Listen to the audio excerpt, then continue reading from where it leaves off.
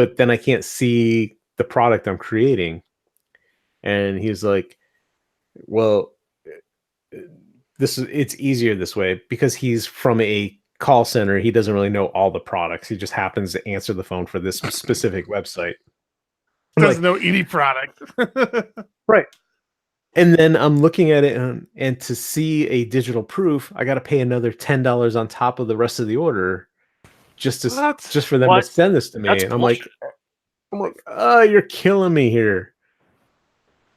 That's kind of why I left it this morning and then came back to it tonight and realized, oh, if I had just continued down my original path, I would have gotten all the information I needed, and I wouldn't have triggered a warning in their system when I clicked continue. So I got past it, but it's just so frustrating that when you have a lot of branching logic, when you go to check the order form, you need to know where they're at and not say, oh, well, you started on path A and you didn't give me all the information, even though you decided to go down path B later. And I think that's where I got stuck. I don't know for sure, but I'm pretty confident that's where they screwed up. So long story short, that's why the lanyards say Nomad PHP. well, they weren't supposed to. No, it's supposed to say Wave. No, it's actually not saying Wave. A sponsor picked up the lanyard, so it's a sponsor's product. Mission Control. Oh, nice. Yeah. Yep. So yeah, so we'll talk more about them. Yeah, I was actually a little. I'll be completely honest, and I told John I was actually a little bummed because I was excited at the idea of either having Diego Dev lanyards or having Wave PHP lanyards. We could have put both on. We could have put both on there. It could have been Wave PHP and Diego Dev side by side, like alternating throughout it. Yeah, or you could just buy 15 lanyards separately. No, they're like $700 a piece when you buy them separately, but they're like 3 cents a piece when you buy them like 100 at a time. Neither of those numbers are accurate. Trust me, I just went through it today. They're ballpark. They're ballpark numbers. Yeah, Eric writes to me like a few days ago telling me that he's got sponsorship money for lanyards. I'm like, we didn't discuss this. What are you charging for it? Turns out it was in our prospectus and I didn't know it. Perfect. I know. I had no idea. The guy said that the sponsor said that he asked for a prospectus and I sent it to him and he's like, yeah, I'll do the lanyards plan. I'm like, what? And Eric didn't to say, "Oh, sorry." Sounds like you guys are well rested and have it all together. Well, I figured John put it in there for a reason, so I'm like, oh, okay, that's great. Well, we hadn't really discussed that we weren't selling the lanyard thing, so I was selling it. Yeah. So you guys are going to sleep for a month after. But we're happy to have Mission Control aboard. That's right. One fun thing, John, I know Thomas saw this because he mentioned something about it, but did you see the hashtag of Laravel Sticker Contest 2018 going around? I did not. Oh, you're in for a treat. The only reason I bring this to your attention is so they started this sticker contest. They started this hashtag Laravel Sticker Contest 2018, and people were posting all the stickers that they have on their laptops. And the reason I'm bringing it to your attention is because there were a couple that had PHP ugly stickers on them. And it's weird because I just started seeing, like, the first one I saw in my stream was completely random. I'm like, hey, there's a PHP ugly sticker. And I don't even think I recognize the username on Twitter. I'm obviously following them because it came up in my stream. And then a little while later, I think Thomas or somebody posted another one and said, hey, look, there's another one. And then I realized, somebody's doing this hashtag. And so I looked at the hashtag, and there were two. I think I saw two. There might have been three that had PHP ugly stickers on them. Where was this at now? Twitter. Twitter? It's a service online where you can post short messages, and you can search for hashtag Laravel Sticker Contest 2018, and you'll see a bunch of wait. people. And Thomas tweeted something out. No, I mentioned it in the Slack channel. Man, I am so confused. I thought you tweeted something out, and I'm like, he never tweets. I tweet like once a day. You know That's who more never often than I do. tweets? You never tweet, and like the last week, you've been doing like back-to-back tweets. I tweet when I need help. That's when I tweet. I'm like, I'm running into a very weird issue right now. Can somebody please give me guidance? So that's my rubber duck usually. I put it out there and then fix it myself. And then you realize as you're sending out your tweet, like, oh, I got this. I'm an idiot. I'm an idiot right now. I've had a lot of unit testing issues lately, and I've had issues where unit tests would work in isolation, but as soon as I ran the unit test within my suite of tests, which is upwards of 1,400 tests right now, it was failing, and it was driving me nuts because I put the tweet out there, and I got responses from great people in the community, and they're like, well, it's cross-test pollution, so one test was affecting the other. I'm like, but this test is so easy. It literally was like 3 tests in a PHP file that was 50 lines long, and the only thing the test did was run an exec to run an external PHP program, and then to parse the output from it. And using exec is not the best thing, blah blah blah. But the whole point of the test was run this external tool that we have written to make sure we're getting the right output. And there was zero chance of cross-test pollution.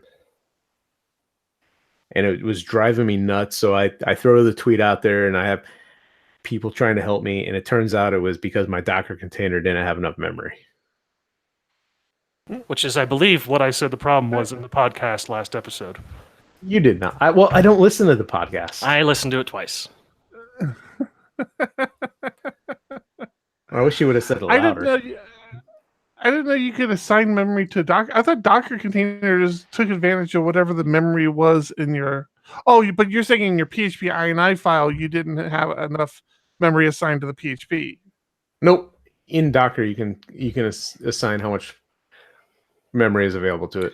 Yeah, I think you can assign max available memory, so so your containers are controlled.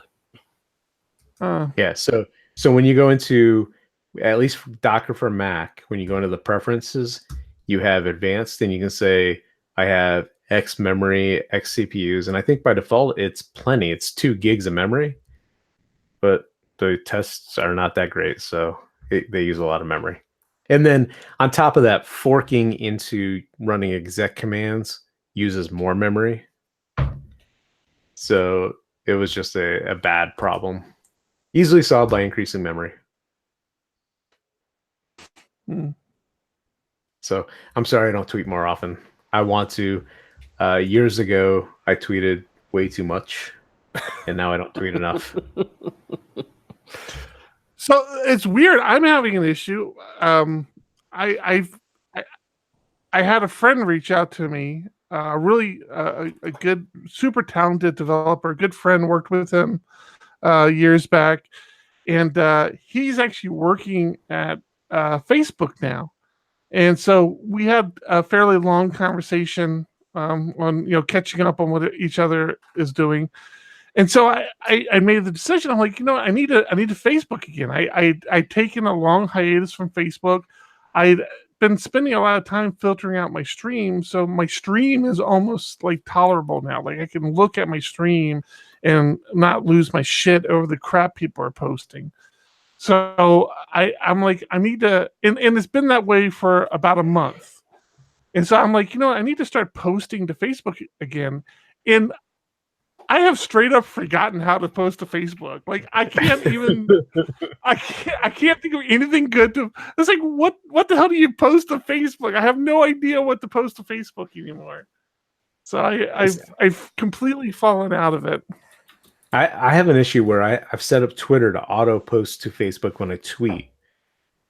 So I tweet when I need technical help, like I'm talking to people in the PHP community, and then it goes to Facebook, and then I get everybody on Facebook saying, "What the hell are you talking about?" Or I have like no clue. And it's just funny to me. I've seen your tweets that have the classic like super helpful I don't know, as if you were asking each individual personally and they felt compelled to respond. No, you're talking about Facebook, not Twitter. Yeah, no, I'm Facebook. Twitter you get the people understand that they're looking at the fire hose. Yeah. Yeah. And the responses I get on Twitter are helpful. On Facebook, it's ridiculous. It's like, no, you can just ignore these. I put this out to people I want to respond to me, and you're not one of them. Sorry.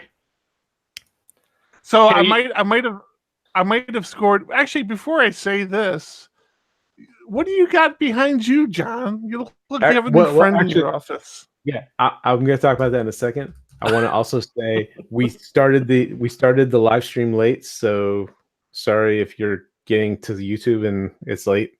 I think it was kind of mentioned, but we got a little new friend back here. This was the gift from Carolyn. Carolyn, I guess her son has moved out and is going to college and left us behind, and it looks very familiar. She says every time she looked at it, she thought of the PHP Ugly logo. Yeah. She's like, it looks like the PHP Ugly logo. It is an elephant with the saddest eyes. Just the darkness inside him is more than just stuffing. He's been defeated. Life has knocked him down, and he is not getting back up. So she immediately thought of us, which was very, very nice. Yeah, I'm going to clean up back there and make it a little more prominent, but for now it's going to sit right there. I love it. I love that our take on the PHP elephant is just that it's sad. It's sad because you're listening to us right now. Yeah. I'm sorry. He's heard the end of the episode where I cover the doom and gloom, and he's just done with it all. So the reason I thought to look at that, I don't know if my buddy was messing with me or not, but he was like, he's like, so are you still into PHP? And I'm like, very much so. And told him, I have a business around it. I do a podcast on it, this and that. He says, yeah, did you know we have a version of it here called Hack? And I'm like, yes, I'm very familiar. And we're just going back and forth. He goes, hey, I got a couple of these Hack elephants on my desk. You want one? Oh. I'm like, fuck yeah, I want one. Are you fucking with me? Like, all right, I'll get one to you. And I'm like, what? So I don't know if he's messing with me, but I might be getting one of those Hack elephants, man. I'm so stoked. You didn't ask for 2, maybe 3. 2? I should have. Maybe 3? You're both dicks this episode. Well, I don't know if I'm getting one yet. So if I actually get one, I'll push the envelope a little bit. But yeah, he's a great guy. He's ranking higher and higher on my friendship list. Let me just put it to you like that. Yeah, if you have stuffed elephants, you're in John's or Eric's good graces. But you didn't say, hey, look, I have friends that have a collection up there. Because Eric is an avid collector. It's Batman PHP elephants. I sent him the whole herd. I have my herd up there. I have one up there that. So the Roundtable, PHP Roundtable, sent us 2 elephants. And he sent me 2 elephants. He goes, "Hey, I'm sending you one. You can keep one, and you can give one away at Wave PHP." And I'm like, "But I can't. I can't keep one." And so we actually have 2 elephants to give away at Wave PHP this year because I'm trying to not be What? selfish. Such a I softie. I responded to that email as well, and I was told, nope, don't have any for you. Yeah, he gave all the last 2 he has Sammy, away. Sammy, come on now. Sammy K. A good man. Good man. Friend of the show, Sammy K. You guys care about video games at all? No, I really How do I answer don't. this? How do I answer this? You better What be video game are you careful. talking about? You answer it very carefully, young man. What video games are you talking about? Well, it's been an interesting week for video gaming tech. Steam announced Steam Play, which, if you've seen how to get Windows games running on Linux, it's a giant pain in the ass. Well, now Steam is incorporating getting Windows games running on Linux as part of their Linux distribution. So if you have Steam Really? for Linux, you can opt into the beta and start running games like Doom on your Linux machine. And it's supposed to be just a one-click operation. Wait, Steam has more games than just Rocket League? Significantly more. Yeah. That's actually their business model, is games other than Rocket League. Really? Huh. So I'm excited about this because this is a huge bump for the Linux gaming community. And It's not going anywhere. it might with Steam. First thing, they're just trying to sell their little Steam boxes. Is all they're trying to do. I mean, Steam boxes are dead. They're not trying to do that. So are they incorporating? Is it wine they're using? I'm so far out of things. I don't know if they're using wine at this point or what. It's actually a large collection of things, and that's where it was really difficult in the past, is that you have to have wine and then Vulkan, and then you have to have all of this other platform specific stuff, VKD 3D, OpenVR, Wine 3D, eSync, DXVK. And so the issue here is that all of these projects were existing and separate, and Valve came in and started committing patches to all these projects to add support for unifying everything together and improving performance. And it looks like what they've come up with is pretty amazing. DirectX 9 and DirectX 11 bridges that they wrote. We've heard this promise so many. As an avid Linux desktop user, I've heard this promise for so many years. I'm telling you, check it out. Get the client. It's there and done. You've tried it. You know it works. You're happy with it. Just give it a shot. That doesn't answer my question. That's Nope, a yes it or no doesn't. question. Specifically doesn't. Does not address your question at all. Like I didn't even hear it. The other big news is NVIDIA released their RTX video cards, which now support real-time ray tracing, which is pretty spectacular. If you know anything about 3D stuff. You're talking Greek to me right now, so continue. It's cool. It's very noteworthy. Am I the only one drinking tonight? I'm double fisting it here.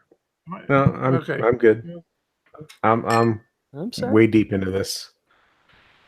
So that's a big deal. Their new video cards are coming out and put everything else to shame, and can now calculate a new thing called GigaRays, which is thousands of ray traced elements, which is pretty cool.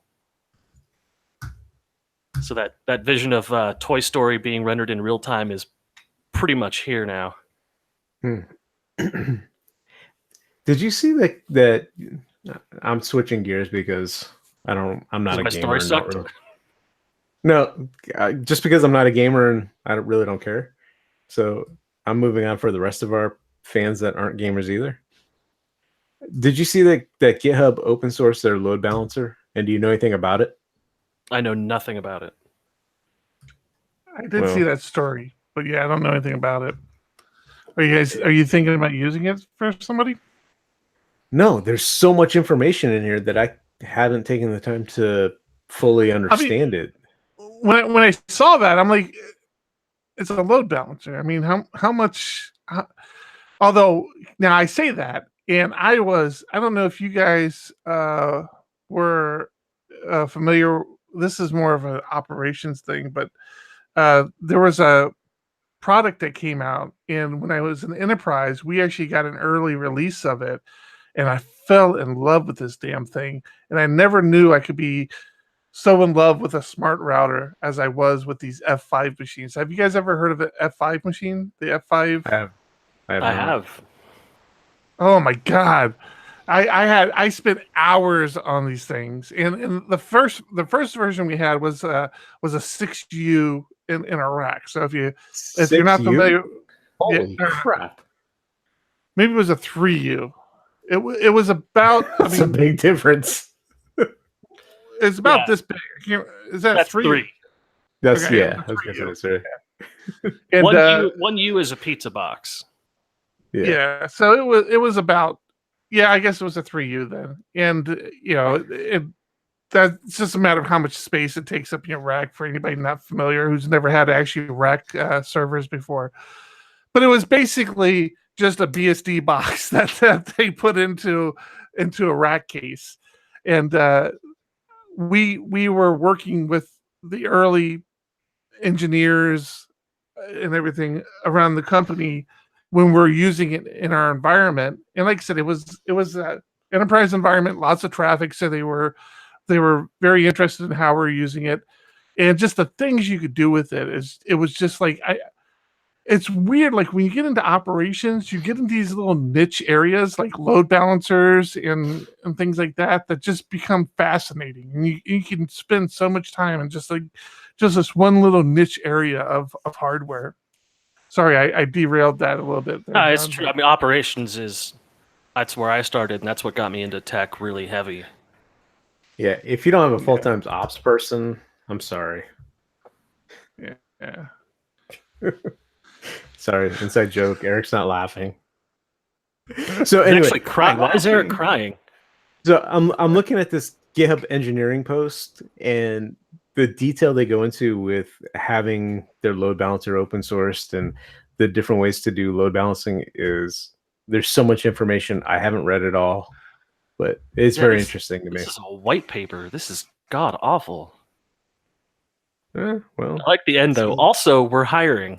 If you got to the end of this, and understood any of it, we're hiring. note to self. Stop it. Eric's not going to let me hang around with them too much longer. No, I already have to kind of hover around another one of our people who's itching to go work for one of our competitors.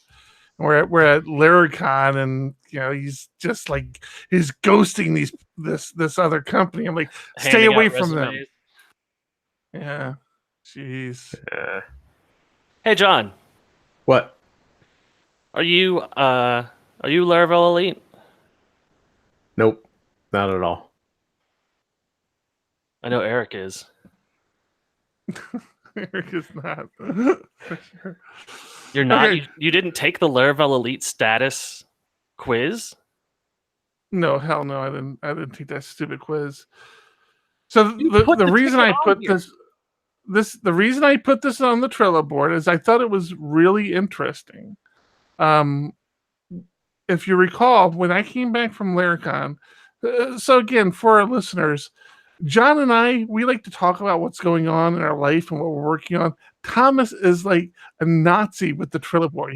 He wants to talk about every ticket on the Trello board. This is good. And, This is getting cut from the podcast. You can keep going. I'm just going to cut it out. So the reason I put 3 cards in the Trello board because of some incidents that came up in the Laravel community. But before we talk about all that, I wanted to prefix it with, if you recall, one of the things I talked about when I came back from Laracon this year was a couple of people came up to me, and like I said, this was not a couple people, a couple of groups came up to me. So it was a repeated topic that was brought up to me, not at the same time, about how it's become more and more evident of the Laravel inner circle and the Laravel elite crowd. And this is something that's been mumbled about for a while, and it's like, okay, yeah, Taylor has friends, and they're getting pretty tight niched, and it became evident this year at Laracon, which again, until somebody brought it up to me, I didn't really think about it, but it was very much, hey, look how much of a Titan presence there was with presenters. Basically, the presenters is what was brought up for Laracon. They're like, it's the same presenters, it's the same people in the Laravel community coming up and presenting, or it was people from Titan, which is which is run by Matt Stauffer, who's a close friend of Taylor. And so they an were the all-around good first. guy. Yeah, but they were the first Laravel certified group too, weren't they? one of the first, for sure. I mean, they were definitely one of the first, without question. But Yeah. it was brought up how, like, the Laravel podcast, the official Laravel podcast, their whole thing is, okay, we're going to open up the Laravel podcast. We're going to start talking to people in the community members, and that's been a big thing with me. Is Laravel really a community? And what happened is they started retreading the same people they always talk to: Adam Gathen, Jeffrey Wade. It's always the same people all the time. And this was just been brought to my attention. Well, we didn't participate in any of this. I really didn't have any of an opinion on it, but some people started tweeting about some of the modules they were creating for Nova, and some of the Twitter people started some chatter on Twitter. It's like, hey, wait, what's going on? Why do these people have Nova already and are creating components for it?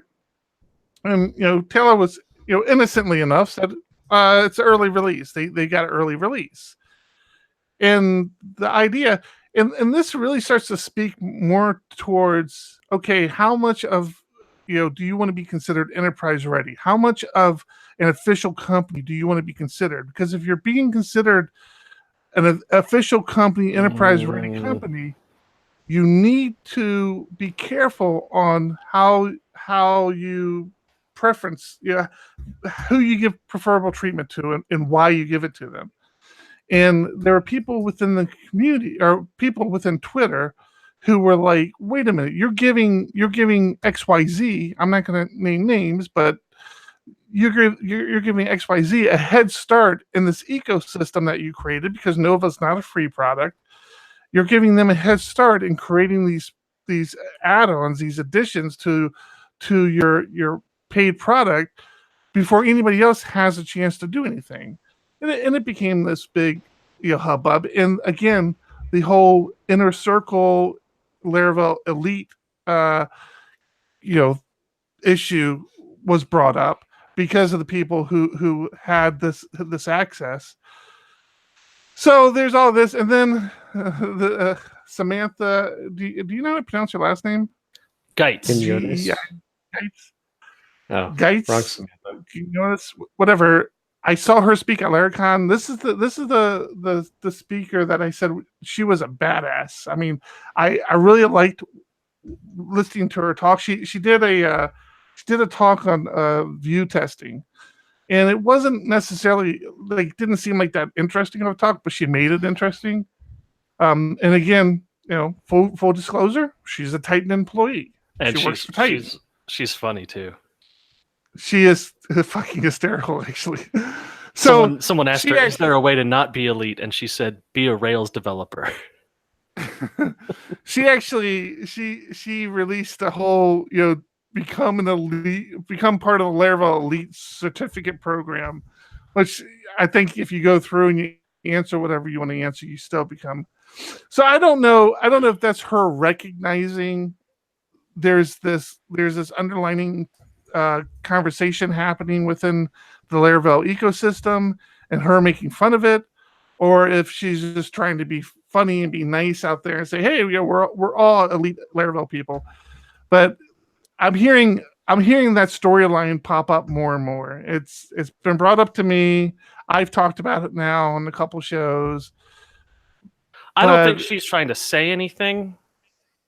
I think she is simply putting a quick little throw together thing out there that addresses the fact that there is a lot of conversation going on. There is a lot of people with this elitist mentality, and she could be diffusing it, but the questions are not diffusing. They're a little bit on the nose. How much do you love Mhm. facades is one of the questions. Yeah. So like there's some stuff that's definitely on the nose and a little pointed. What major version of Laravel was Laravel in when you started using it? 1, 2, 3, 4, 5. I wrote Laravel. Are you Taylor Otwell? Yes or no? Yeah, I don't think it's meant to. It feels like a well done innocent joke, where it's got points on both sides of the factor, and everyone gets the certificate in the end, and it costs what, $15 to throw the domain up and get it hosted and have everyone paying attention to her, which is always a good personal goal for a web developer. Mhm. So Yeah. But it's I cute. did want to ask you guys. So I don't want to point fingers too much. I don't want to say It's who's not what this wrong, who's podcast right is here. about. But but how do you go? See, I just mentioned how when I worked in the enterprise, we got early versions of hardware. We got early versions of software. We got early versions of a lot of stuff. Now, I worked for a big enterprise company.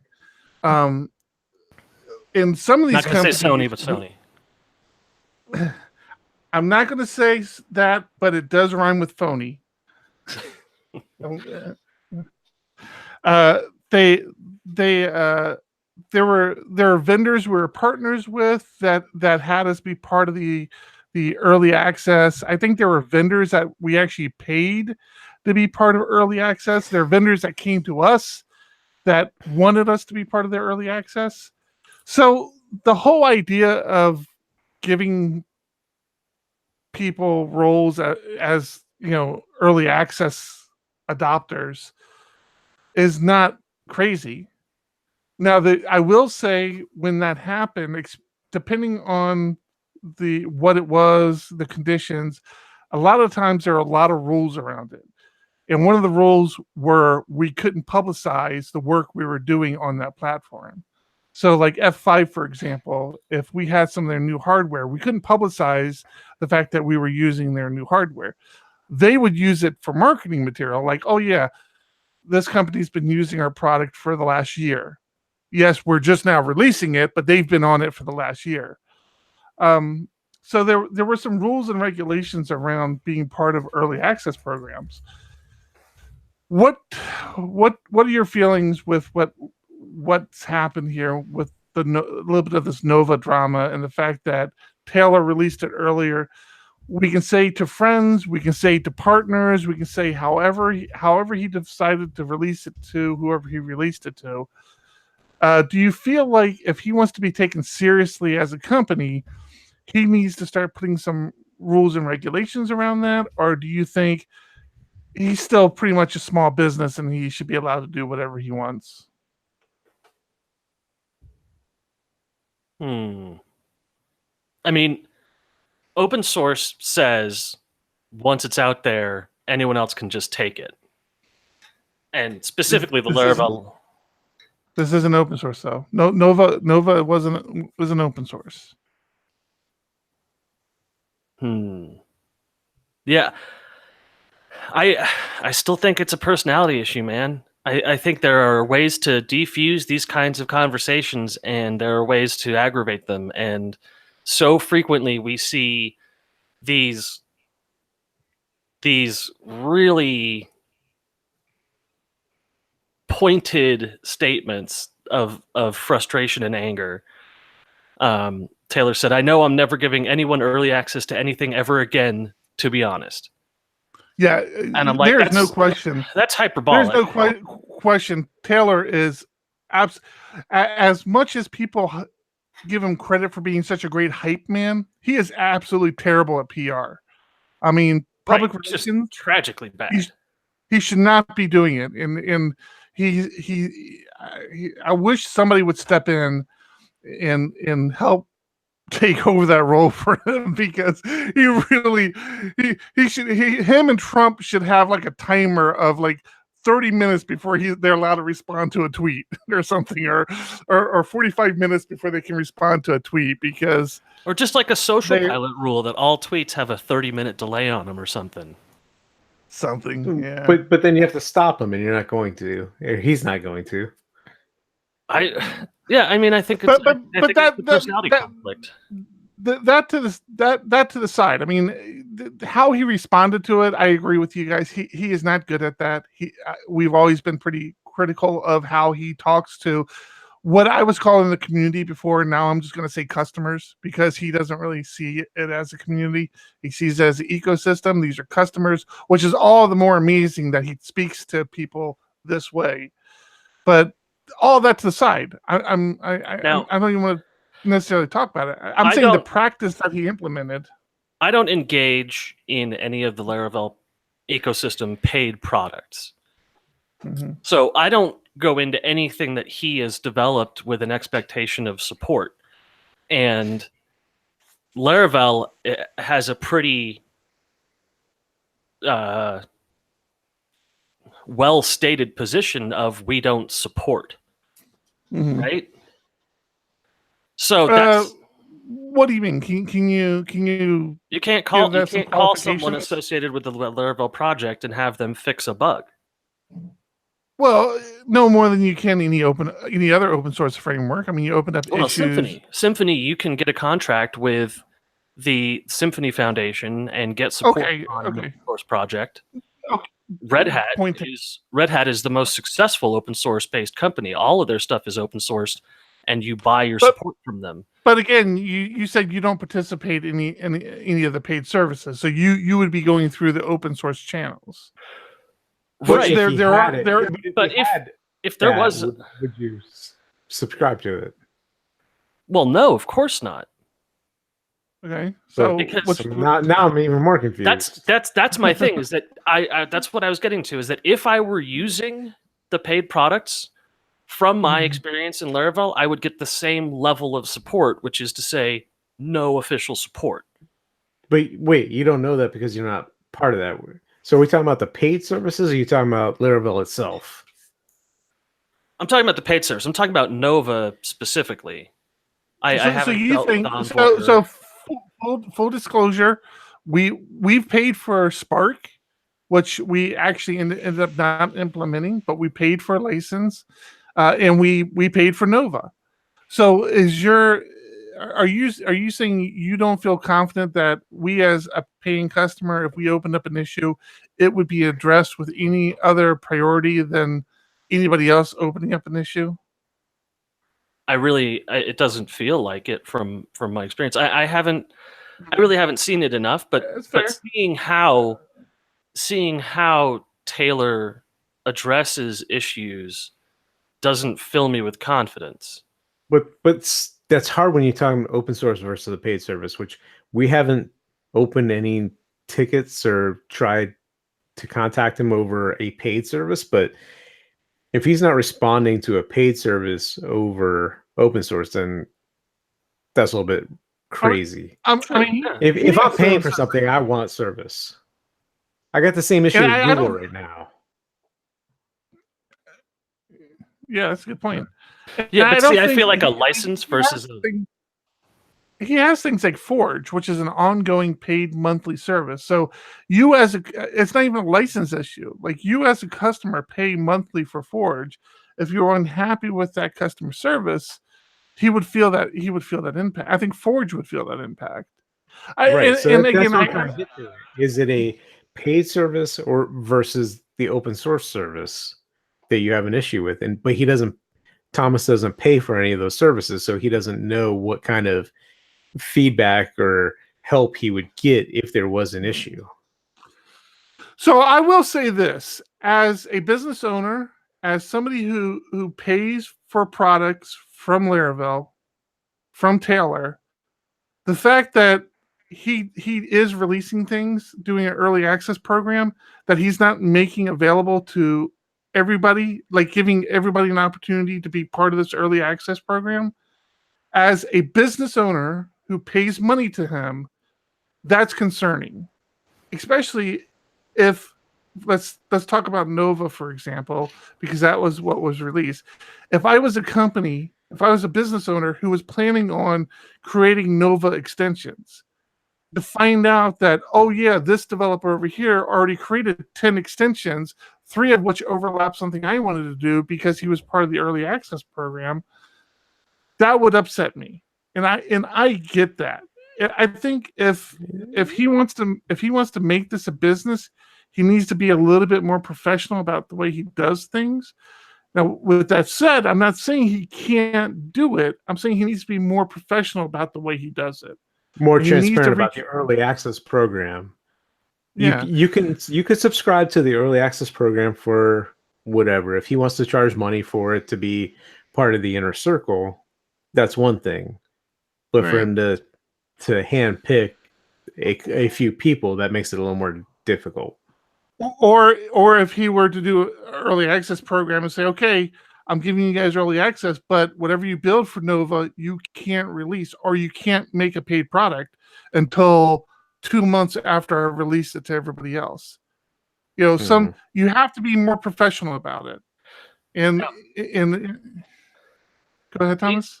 These are hypotheticals though. There are actual issues with Nova that you guys have run into very quickly. Such as, I mean, I know a couple, but Installation. yeah, installation updating is really kind of a pain. Installation updating, pull requests issues. So Yeah. it's not a GitHub project. So if you have a pull request or something like that, there's no current method for submitting a pull request. And when you need to update, which by the way, there were 3 updates in the last 24 hours, you have to pull a zip file and unzip it to the directory and run compose dump on it. But that's specific for Nova, and that's a business decision we made as a company on, you know, whether or not, and that will play into whether or not how quickly we adopt products moving forward. But Taylor addressed it. Taylor addressed it saying, yeah, adding individuals is a pain in the ass on GitHub. Yeah. Like, that was his response, which is, how much is the license? $100? The one we did was $200 one because we're using it for commercial purposes. So Right. we did the 200. So adding a user from your domain to be able to download it from GitHub is just too much of a pain in the ass. And I think that's such brazen bullshit. Yeah. Like, For the 30 seconds it would take him to actually add that user. right, to take an email or a form on a site. If you have to log in to download the zip file, then just add a form where a logged in user can submit a new email address and they could have up to 10 or whatever. But like, seriously, that's a quick task. You could automate that with a script. And Yeah. to say that that's the Yeah, that's reason that you fair. have to download a zip file, and yeah, 3 zip files today. Especially when it's a paid product. It's like I'm paying for this product. It's like I get what you're saying. Yeah. And I think so. Again, full disclosure, after Spark, I felt like I had learned a lesson on not being so quick to jump on that hype train. Yeah, you got We upset thought- about the Nova hype train. Well, I did, and I stand behind that. But with Spark, it was one of those things where we felt like it addressed something we were trying to do, and once we got it and started using it, we realized the restrictions around it that made it very difficult for how we wanted to use it, and ended up abandoning it. Now with Nova just kind of hit the nail on the head too much for us. I was literally paying a developer to do exactly what Nova is an administrative panel. So if all that did was give my developer a 3 or 4 day head start on coding, even if he has to, do a bunch of manipulating with it, it's probably going to be worth it to us. But I think had it not been so dead on something that we were actively at that exact moment working on, I would have probably waited a while before even getting the license for it. Yeah, we could have easily saved like $80 had we not had to pay someone 4 days to do this. Right. I say 80. We could have easily saved $200. I mean, from what I've heard of this project, $200 to get this put into your project automatically would be well worth it. But are you saying it's been a pain in the ass getting it up and running? No, not at all. That's not what we're saying at all. What happened was, it's not just a Composer install. So you have to download a zip file, and then you pull it into your project, and then you have to manipulate your Composer to recognize this new Nova directory. Okay. So that's, I just heard you say earlier something about install, so I got confused, I guess. that was Thomas. Well, to me, the And- big issue was that the pull request that we saw had a text file of a diff attached to it because there was no way to submit a PR. No, there was I was going back to actually paying for the service. The fact that we paid $200 for it and installation may have been difficult. Yeah, No, it sounds like that's- so. Paying $200 for it, the things you have to do to get it working is not a pain point. no. No, keeping it up to date is a It pain hasn't point. been yet. Yeah, so that's the issue right now is the updating. So just today he released like 3 versions as PRs came in, as issues came in, and PRs were submitted. He released 3 versions. So from this morning to this afternoon, you've had, if you're keeping current, you would have downloaded the project three times and have to deploy it. But Now, the that's- reality of it is you So- just See, go. I knew you were going to say that.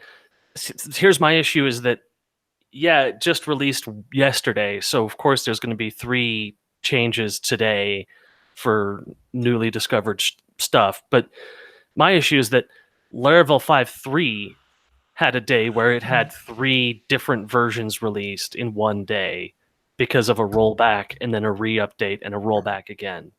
So it's not impossible that you're going to have to update 3 times, which is 3 pushes to production, because it's not a Composer update. It's a full-on part of your Git That's fair. package.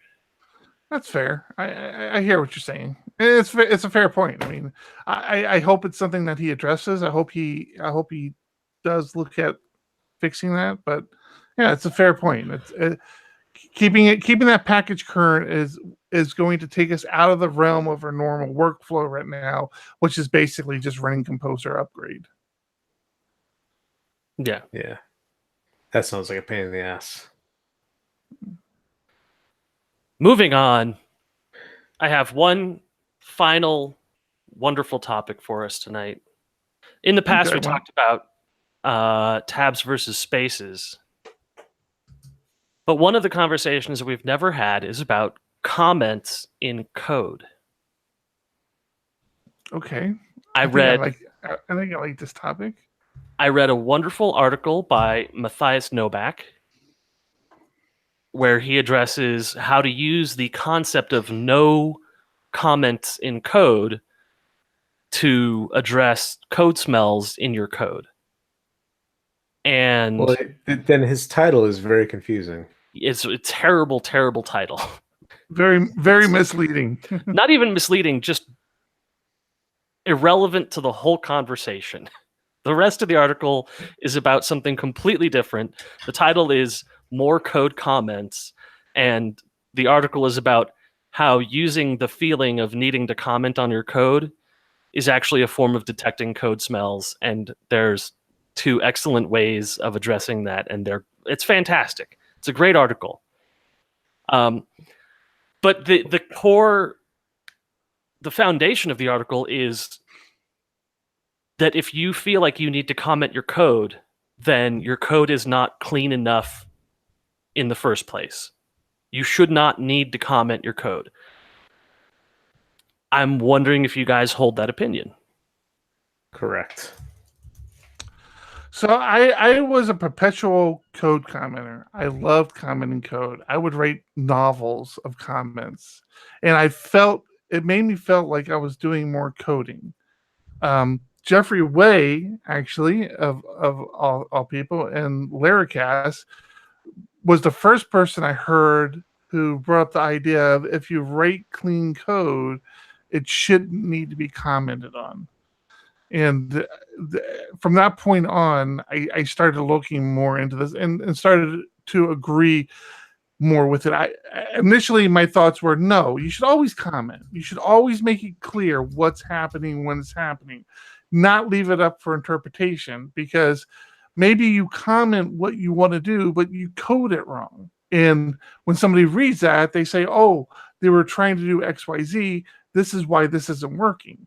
And that was always my mindset, is the more comments, the better. Let people know where you're at, where your state of mind is as you're coding this next block, to make it clear to them why the code looks the way it is and if it's actually doing what it's doing. But the more I got into, and this was when I was doing a lot of procedural code, before I was doing a whole lot of object-oriented. It carried over when I did object-oriented programming. But once I got more into frameworks, especially Cake, Slim, Laravel, it became more apparent to me that if you write really clean code, you shouldn't need to comment. And I that's kind of where I'm at now. I still comment from time to time, and I still feel like I leave unnecessary comments. I just did today, for example, because I wanted to save some data sets to MySQL, and then I wanted to save the same data to a NoSQL database. And for no reason at all, I wrote the comments, saved to MySQL, and then saved to MongoDB above those code blocks. Even though it should be perfectly clear, obvious to anybody reading the code, that's what I'm doing. I went ahead and wrote those comments. So I still write unnecessary comments. I try to honestly leave my comments to my IDE, like have my IDE generate any comments it feels it needs, and not try not to add to it. Isn't that TJ Miller's thing, clean code? Yeah. Isn't he? He's writing the whole book right now on writing clean code, and the comments are so unnecessary. I've been working on removing comments because as I'm looking through the code base I work in primarily, it's code that is very obvious, or it's comments where the code is very obvious what it's doing. And when the comments are out of sync with what the code does, that's where there's so much confusion. And the point isn't necessarily to get rid of all comments, it's to make your comments more meaningful. If your code is readable, you need less comments. Which is really one of the things that throws me, still to this day, throws me off with annotations and how much logic actually happens in annotations. They're the and worst. to me, they're comments. So you're not a fan of annotations, huh? Mm-mm. God, no. Interesting. I don't what think about I what am about yet, in PHP but- Unit? Huh? What about in PHP Unit? I'm just curious on your take there. PHP Unit is a different universe entirely. Well, I'm fine with I- annotations there because PHP Unit is meant to take up 8 gigs of RAM and run for 40 minutes. Yeah, but so I've always been I've always used PHP unit straight up. Like my test or my function name is test blah blah blah. No underscores. It's the function name begins with test. And then other people on the team that joined recently started writing it can blah blah blah. And I think that's a PHP spec type of naming methodology. But then they annotate it with @test so that PHP unit knows to run it as a test method. Right. And it's like, just blows my mind. I'm used to using the PHP unit set up before class or whatever those method names are. And instead they have a whole different naming scheme, and then they annotate it with before and after. Well, that's the whole thing that blows my mind with Doctrine too. And the whole how much of your database logic is in annotations. It's absolutely mind-blowing. And it seems like, I don't know, man. That's just too much magic for me. I mean, I'm like, how the hell is that working? So that's crazy. Stupid magic. I hate that so much. Doctrine drives me crazy because it's got literal logic in commented out code that should never be read or executed. It drives me crazy. Interesting. Yeah, I don't know. I want to get into annotations because it's so prevalent in PHP. It's like, if you're not using something like a Laravel framework that has active records, Symfony has Doctrine, and I mean they have an active record plugin but as Symfony well. got away from the annotation system though. Symfony is using Symfony is using a newer version of Doctrine that doesn't require the annotations to function correctly. And Really? its code base, I believe its code base was rewritten to not use annotations. Wow. Okay. I was not aware of that. That's news to me.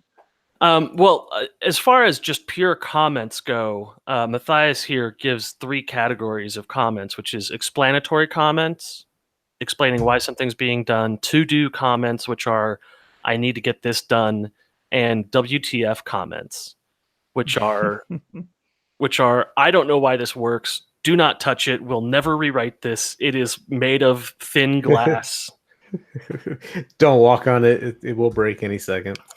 So the to-do comments I've always been interested in because that has built-in functionality into IDEs, but I never use those. I do. Do you? But the problem is people write them, but they never go back and fulfill the to-dos. It's like, that was my next question. Have you ever actually closed a to-do that you put in code? I'm sure I've closed some, but the vast majority is like, oh, I should probably fix it. It's what's the freaking term now? It's debt. It's technical debt. You're just adding debt to your code. You know that needs to be done. I think in a lightly used open source project, a to-do is nice because it gives the other people in the project something to do. Where you're saying, I'm not devoting my time to this. Here's the way it should work. If you're interested, do it yourself. But I also have a pattern where when I'm creating a new controller, I will comment the entire controller first and then fill in the comments. So I'll do to-dos for everything that the controller is going to need to do. And then I'll scroll back up to the top and fill it out one at a time. That's a Jeffrey way of doing it, isn't it? That's exactly what I was about to say. That's again Jeffrey Way's practice. I might have gotten it from him. Yeah. I mean, I like that. Like, here's a step-by-step of what I'm going to do. But it's not so much of leaving it in the code base, which is what happens too often. It's like, I make this work and make a comment of, I needed to do this later. Like, I need to change how this query works because it's very inefficient now. I know it's inefficient, but I don't want to take the time to fix it right now. But it never gets fixed. Yeah. So this article actually specifies 3 types of to-do comments. One of them is the to-do comment was never intention of future work. It was actually an apology in disguise. I see those. Right. That makes sense. The work is to be done, but it's too much and it never will be. Right. So to-do, rewrite using Twig. Just rewrite the whole system, to-do. And the to-do comment marks some technical debt that was introduced. The work will also never be done. Yeah. So basically, to do is never to be done. Yeah. Which isn't how I use it because I like using the IDE functionality of it. But when a to-do comment has survived multiple commits, something is wrong in that place. And I think the WTF comments are self-explanatory. Yeah. We've all seen those. But to me, the interesting part of this article was the fact that there's two concepts of the explain, don't explain, or explain, don't comment. The example that's given here is that you need to check if a certain time is within business hours. So the initial version says if hour less than 9 or hour greater than 17, then you're in the off hours. It's not business hours. And if you were to summarize the requirements there, you would have a new method that said if this hour is between 9 and 17, but then you still have to explain why you're doing that. It's for the off hours. So the second option is that you want to represent the higher order concept. You want to represent what it is you're actually checking. So the correct method name should be if is an off hour, date hour, then do this thing. And I really like this mentality of don't just consider, when you're consolidating parts of your code, don't consider the fact that you're taking two things and squeezing them together. Consider why it is you're squeezing together and name it appropriately. Right. If you have to comment in your code, it's probably not readable, or the comment is part of your business logic that could be put into code to make it more understandable, more readable. But I think there's a fallacy here too, which is that people who are working on something that they say is theirs, or they don't care if other people understand it, will end up feeling like they don't need to comment their code, and their code will end up being dirty because of it. I think you should still feel compelled to comment your code to explain things, but after you write the comment, figure out why you felt that comment was necessary to explain what it is you're doing. In a shop where there's not a lot of developers or people are working on stuff that's their project, quote unquote, their project, people will write confusing code because they don't feel the need to comment, and because they don't feel the need at that minute. Right. So I think you should still feel compelled to comment on every line of your code, but don't write the comment, write the code to self-comment. And I think when you say no commenting in your code, when you say don't comment in your code, the thing that gets lost in translation is make sure your code is self-commenting. You know what I mean? Make it readable. I mean, it goes back to TJ Miller's book. What's it called? Base code? Eric, do you know the name of it? I'm not sure what. No, I don't. You're killing me. I know, and I'm a fan of TJ Miller's too, and I don't know what you're talking about. I'm gonna find it hopefully before we get too far. Yeah, base code. Oh, it's not TJ Miller. Oh, I'm an idiot. It's What have you done? It's J Mac. J Mac makes a lot more sense. I mean, not to discount TJ Miller, but it's not.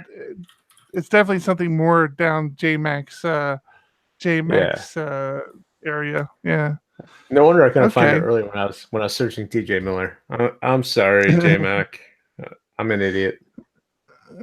both J Max and TJ Miller will be speaking at Wave PHP this year. We're going to have them just fight it out at this point. Yeah. So, there will be an octagon on the stage, and So we're clear here. J-Mac is Jason McCreary. yeah. yeah. And he's got TJ an Miller. awesome book. And He's got an TJ awesome Miller book, is not the TJ Miller from Deadpool. We should put that out there as well. but Jason McCreary has an awesome book called Base Code. It's all about making your code readable, and I completely got the author wrong. I'm an idiot. And he'll be presenting Writing Code That Lasts in Room A Friday, September 21st at 3 p.m. Yes. Actually, We need isn't he some- we doing need two some very talks? creative. We need some very creative editing on this episode. I'm just saying. Don't worry, that won't happen. As soon as I said it had to be creative, it's like, nope, not gonna happen. As soon as you said editing, Oh. I'm going to line up the clap checks, all 3 of them, and then just Just let it run. run it while I'm working. Background noise, baby. I got Sonic. You guys see, this is how much I'm loved. I get Sonic. It's 11:40 at night here on the Pacific Coast, and my wife and kids just came back from seeing Phantom of the Opera, and they brought me my little Sonic lemon lime drink. Is it lemon, lime, and bourbon? Yeah, it is now. I've got a significant amount of scotch in me. So. It's a mix after drink. All right, guys. Is that it? Are we done? You know it's time for We're- doom and gloom. No, we're an hour and a half in. You can say No, doom and what? gloom. You are out of your freaking mind. It's time to wrap up. What are you Today- talking about? Today, a study was released Why that why stated are you that talking? no amount of alcohol is good for your overall health.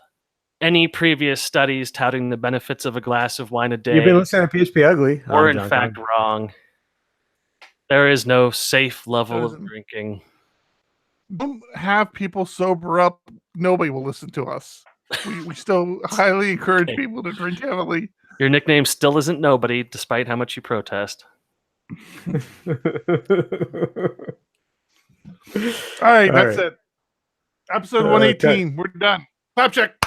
We're done. I'm Eric Van Johnson. I'm John Congdon. I'm Tom Rideout. Keep it Keep it ugly. up. Keep it ugly. We need a clap before we say keep it ugly, just so everyone says that at the same time. No, I line it up in post every time. I know you do, ever but listen to the podcast? of course, Jeez. every time. Look, if I hit my mouse Thank right you. here, wait, look, if I hit my Every- mouse right here, I'm listening right now. What? Thank And you, if I hit everybody, it again, listening. I can pause it. that did Music Universe. Oh yeah. Thank you to our From Japan. great listeners. Music Yeah. Universe, Ted Nugent, I would say John, Carol, Hey, she we- didn't comment. Congdon. One of our Japanese listeners. I keep telling you, we're huge in Japan according to Simplecast. Okay, but if you exactly 1 hour ago when he said, or he or she said, "Hey, thanks for giving Japan a shout out," but no, you waited an hour to recognize they typed in there. And I took it. I stopped my recording too. So this is just people listening to the bonus is- footage. Music Universe, this is just between us. Thank you for listening. We Thank you. appreciate you, man. Thank you. I stopped recording. All right, I'm stopping broadcast. Good night, everybody. Bye.